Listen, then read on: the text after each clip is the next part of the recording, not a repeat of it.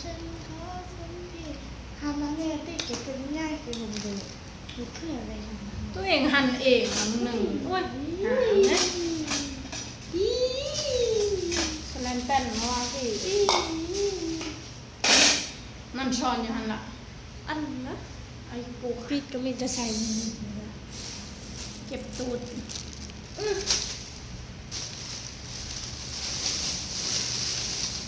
สบายดีเด้อใครสบายดี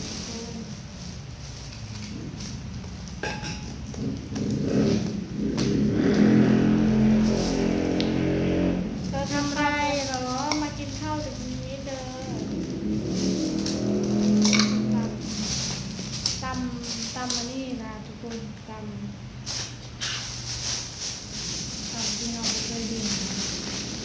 ในกระดาษแล้ว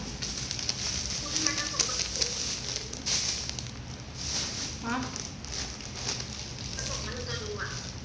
ไม่ดูอะระวัง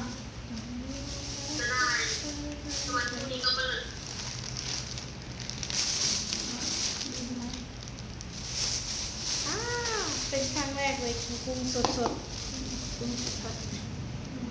จริงๆน่าจะลวกให้มันนิดก่อนนะตอนแรกนิดว่าจะบอกให้เขาลวกให้ก่อนแต่ว่านิดเกรงใจเพราะว่าเขาใส่อันนี้หมดแล้วจะให้เขาตักจากถุงออกลวกให้เรามันก็กระไรอยู่กระไรอยู่กลัวเขาจะคิดว่าโอ๊ยเหมือนเราเคยขายของเราก็เลยไม่อยากทำให้เขาลำบากก็เลยแบบโอเคใส่ก็ใส่กินใส่ไหมกินได้หรอก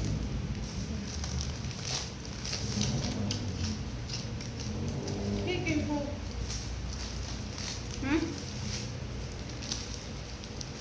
กุ้งเรามากินข้าวเลยทำอะไรการนี้กินข้าวพี่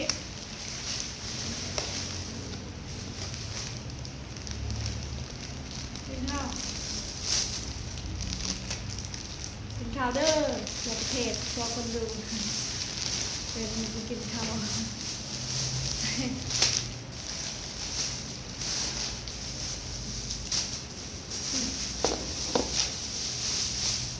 จะให้กองมันได้กินนะกินไหมอ่ะก่อน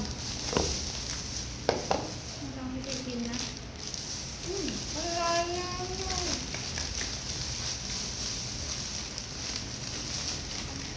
มากิน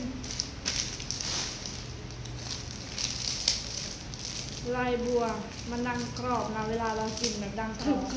ไม่รู้เป็นไรจะบอกอ่ะไหนกินเลยกิน